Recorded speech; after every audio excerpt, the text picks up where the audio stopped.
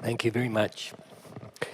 I have been invited to tell you how Rotary was vital to getting a United Nations resolution on diabetes adopted in 2006. At the time, I was president of the International Diabetes Federation, a large NGO based in Brussels, Belgium. You may well ask, how does an Australian get to be president of one of the largest international non-governmental consumer advocacy groups, representing millions of people with diabetes worldwide? Well, it reminds me of a story in which an Australian, an Italian, and a Brazilian were being interviewed for the top job of a large corporation. The final question was, what is the capital of Belgium? The Italian said Vancouver. The Brazilian said Montreal. And the Australian said Dublin. He got the job because he was the closest.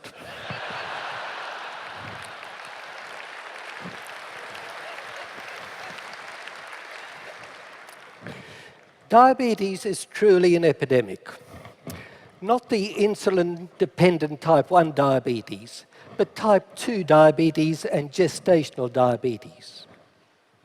The current estimate is that there are 382 million people with type 2 diabetes worldwide, and the numbers increase by more than 7 million each year. It is responsible for 4 million deaths and over 1 million amputations each year. It is the leading cause of adult-onset blindness and kidney failure.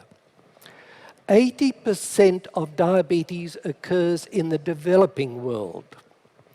Not only does this place a huge burden on families, but the direct and indirect costs of diabetes also affect economic development. The International Diabetes Federation felt that it was important for the world to understand the threat posed by diabetes, and a UN resolution on diabetes seemed to be the best way of drawing attention to it. In December 2005, I convened a meeting of possible stakeholders in Washington, D.C., and at the end, I put to them this audacious proposition of trying to get a UNR on diabetes. It was then that I learned the power of silence. After several minutes of silence, finally a representative from a huge pharmaceutical company came to the microphone and said, "I think it is possible." Slowly the momentum grew, and inside an hour, pledges to fund the campaign poured in. I immediately thought that my own country, Australia, would be keen to sponsor such a resolution at the General Assembly. I went to New York to meet with the Australian ambassador. The meeting did not go well. He advised, get a group of friends, meet in a city, say Sydney, and then call it the Sydney Declaration on Diabetes. I said that was not really what we had in mind, and that a UN resolution would be more meaningful. In the end, he said, we should agree to disagree, and he helped me on with my coat, and I was shown out. Things did not look good. We had the money for a campaign for a UN resolution on diabetes, but no country willing to sponsor it. Two things then happened. My Rotarian friends Larry Deeb and Wayne Edwards from Tallahassee told me that Rotary had representatives to the United Nations.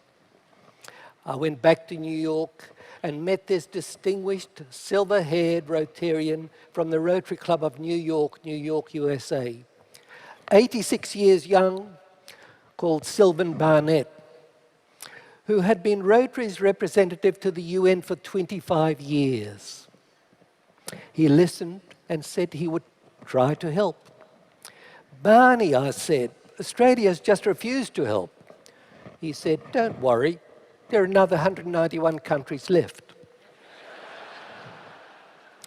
Barney then said, you should meet with the head of UNICEF, the World Bank and the FAO. And I said, Barney, I agree, but I would not know how to do that. He picked up the phone, and minutes later we were on the way to meet the heads of these organizations. Now, those of you who have been around the UN will know that security is very tight. Barney was so well known that the guards greeted him, and Barney simply had to say, he's with me for us to get through. The second thing occurred several weeks later. I was invited to give a presentation to the Diabetes Association of Bangladesh in Dhaka, where I spoke about the dream of a UN resolution on diabetes. After the lecture, I was asked whether I would like Bangladesh to sponsor the resolution and whether I would like to meet with the foreign minister. I said yes. And the next day, I was in the Ministry of Foreign Affairs with my friend, Professor Azad Khan. I was nervous, but he leant across and said, don't worry, my family knows his family.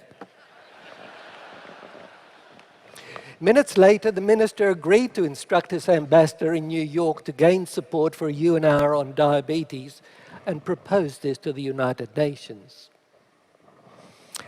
Well, I then heard that because Australia would not support a UNR on diabetes, neither would New Zealand. I told Barney, who said, there are 190 countries left. Then I found out that the UK and the whole EU decided not to support it either.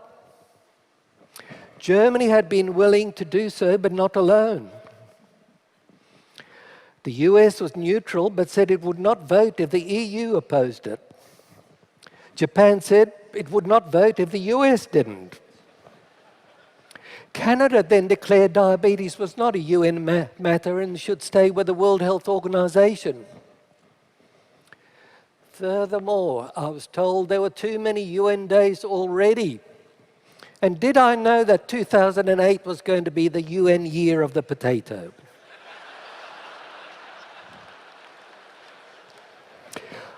I went to Barney, who said, don't worry, there's 162 countries left. Bangladesh, however, was unfazed. It was the ideal country, desperately poor, rapidly developing, a member of the British Commonwealth of Nations, Islamic, a member of the G77, and very astute politically. Bangladesh took the proposal to the G77, a coalition of 133 developing countries at the United Nations, and obtained their support. Suddenly we had 133 votes, a majority.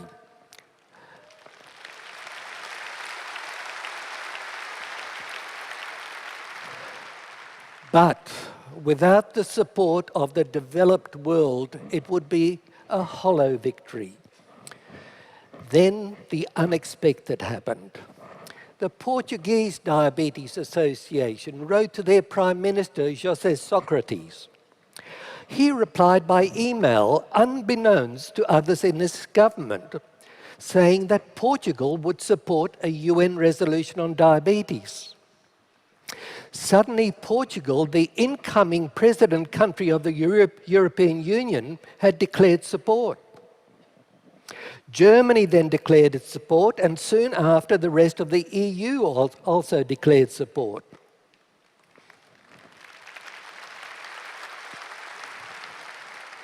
Australia then agreed to support, and soon after, so did New Zealand.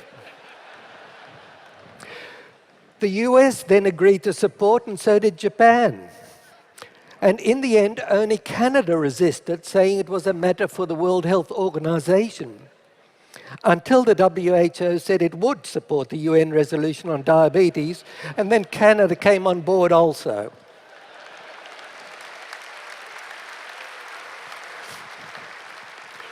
Finally, all 192 countries adopted it by consensus at 5:59 p.m. on the 20th of December 2006.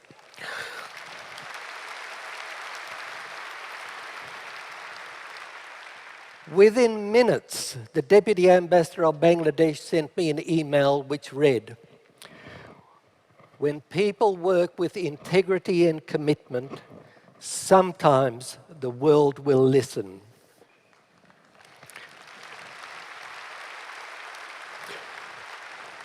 The UN resolution said that diabetes is a chronic, debilitating and costly disease associated with severe complications, and that diabetes poses risks to families, member states and the entire world. It declared November 14th to be UN World Diabetes Day. To celebrate, the Diabetes World lit up buildings and monuments in blue on World Diabetes Day. What has happened since then? Well, the UNR on diabetes paved the way for a coalition of the major non-communicable diseases: cardiovascular disease, chronic respiratory diseases, cancer and diabetes, as they all have environmental causes in common. To tackle one without the others would be inefficient. There have been high-level UN meetings and a further UN resolution on chronic diseases with the aim of including the prevention and treatment of chronic diseases in the next round of the Millennium Development Goals. In conclusion, the Rotary can be proud of making possible the first UN resolution which recognized that a chronic disease like diabetes could also be a threat to the whole world. Barney introduced me to the UN and demystified it.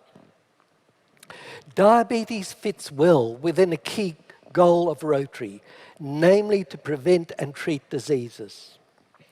Much of type 2 diabetes is preventable through lifestyle changes in healthy eating, preventing obesity, and increasing physical activity.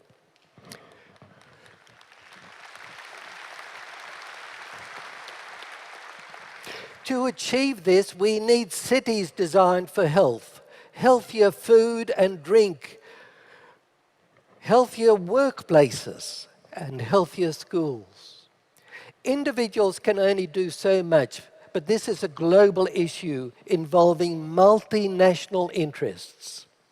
Much work needs to be done. The Rotarian Action Group on Diabetes continues Rotary's focus and involvement in diabetes, but the task of making the world a healthier place is worthy of Rotary's greater involvement. Finally, I would like to dedicate this talk to Rotarian Barney Barnett, without whose guidance and friendship, the outcome for a UN resolution on diabetes may well have been different.